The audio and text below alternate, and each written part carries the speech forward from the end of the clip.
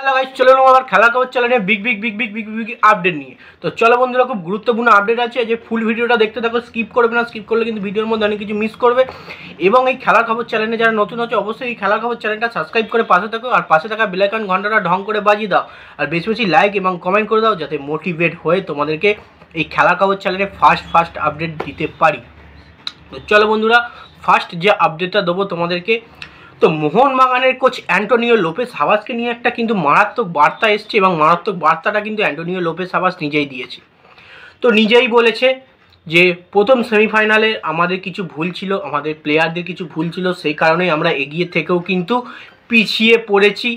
তো আমরা আশা রাখছি আমাদের ঘরের মাঠে আমরা ঘুরে দাঁড়াবো। আমাদের সমর্থকরা আছে প্রচুর পরিমাণে, সমর্থকদের সাপোর্ট প্রচুর পরিমাণে পাবো। আমাদের পুরো টিমটাকে কিন্তু অন্য রকমভাবে তোমরা দেখবে। এর আগে কিন্তু আমি আবারও বলেছিলাম, এই ভিডিও করেছিলাম, তো আবারও বলছি, অ্যান্টোনিও লোপেস হাভাস আগামীকাল আবারও সেম কথাই বলেছে, যে এমবিএসজিকে কিন্তু যুব ভারতী তিরঙ্গানে সেকেন্ড সেমিফাইনালে ওড়িশার বিরুদ্ধে পুরোপুরি অন্য টিম হিসেবে তোমরা দেখতে পাবে, পুরোপুরি অন্য মোহনবাগানকে দেখতে পাবে। মানে ফাইনালে যে কোনো প্রকারে আমরা জিতে ফাইনালে উঠব, এবং দর্শকদের সামনে জয়টা তুলে ধরবো, এবং আমাদের প্রতিটা প্লেয়ার কিন্তু ঘুরে দাঁড়াবে, এবং প্রথম দিকের এক গোলের হারটা কিন্তু আমরা ভুলে গিয়ে আগামীকাল ফ্রেশ লেগ নিয়ে মাঠে নামবো। আর প্রতিটা প্লেয়ারকেই বলা আছে তাদের সেরাটা কিন্তু তারা মাঠে দেবে। এরামই কিন্তু বার্তা অ্যান্টোনিও লোপেস হাভাস আগামীকাল দিয়ে দিয়েছে, কারণ পুরোপুরি ডু অর ডাই ম্যাচ। প্রথম থেকে গোল খেলে চলবে না, ম্যাচটাকে পুরোপুরি ডমিনেট করতে হবে। ফার্স্টে কিন্তু গোলটা নিয়ে চলে আসতে হবে, গোল করতে হবে। তার সঙ্গে কিছু কার্ড সমস্যা আছে, প্রথম দিকে কিন্তু অনেকজন খেলতে পারছে না, যেমন সাদিকু থাকছে না, আর এদিক থেকে কিন্তু ব্র্যান্ডন হ্যামিল দলে ফিরছে। তো সেক্ষেত্রে অ্যান্টোনিও লোপেস হাভাস প্রচুর পরিমাণে আশাবাদী যে ঘরের মাঠে আমরা ঘুরে দাঁড়াবো।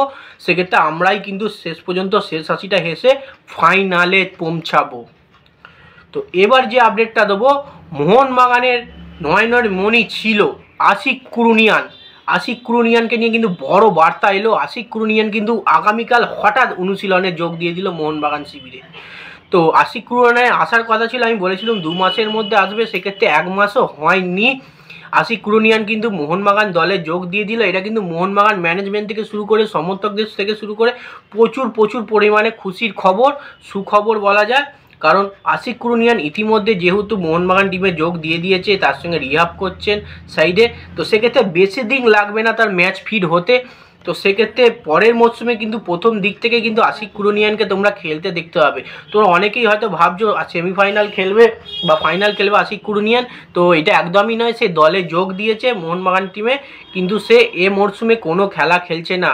নেক্সট মরশুম থেকে কিন্তু আশিক কুরুনিয়ানকে প্রথম থেকে আমরা খেলতে দেখতে পাবো, কারণ এখন থেকে সে মোহনবাগানের সঙ্গে অনুশীলন রিহাব শুরু করে দেবে, নিজের শরীরটাকে আরও ফিটনেস বাড়াবে।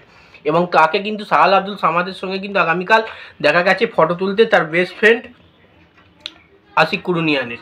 তো এবার যে আপডেটটা দেবো, আজ কিন্তু খেলতে পারে কে তো আজ কিন্তু খেলতে পারে, যেটা বোঝা যাচ্ছে সাহাল আব্দুল সামাদ খেলতে পারে। কারণ কেন বলছি, মোহনবাগানের প্রচুর পরিমাণে চাপ আছে। তো অ্যান্টোনিও লোপেস হাভাস কী করবে বুঝতে পারছিল না। প্রথমে কিন্তু সাহাল আব্দুল সামাদকে নামানোর কথা ছিল না, যেটুকু বোঝা গেছে আগামীকাল কিন্তু সাহাল আব্দুল সামাদ প্রচুর পরিমাণে অনুশীলন করেছে, ঘাম ঝরিয়েছেন।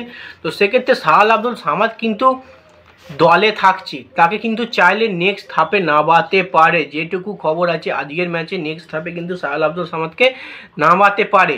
তারপরে দেখা যাক কোচ কীভাবে রিস্ক নেয় কিনা, কারণ দলের প্রতি যদি দরকার হয় কিন্তু সাহাল আব্দুল সামাদকে মাঠে নামতে হবে, যেহেতু সে ফিট আছে, এবং প্লেইং 11-এ যেহেতু সাহাল আব্দুল সামাদ থাকছে, সেক্ষেত্রে কিন্তু নামতে পারে সাহাল আব্দুল সামাদ। এটা কিন্তু বড় খুশির খবর হতে পারে মোহনবাগান জনতা।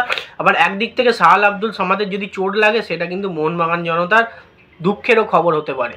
তো সেক্ষেত্রে সাহাল আব্দুল সামাদের আজকে খেলাটা পুরোপুরি 50-50 চান্সের উপর নির্ভর করছে, কারণ সাহাল আব্দুল সামাদ একদিকে 50% খেলতেও পারে, আর একদিকে 50% চান্স আছে নাও খেলতে পারে।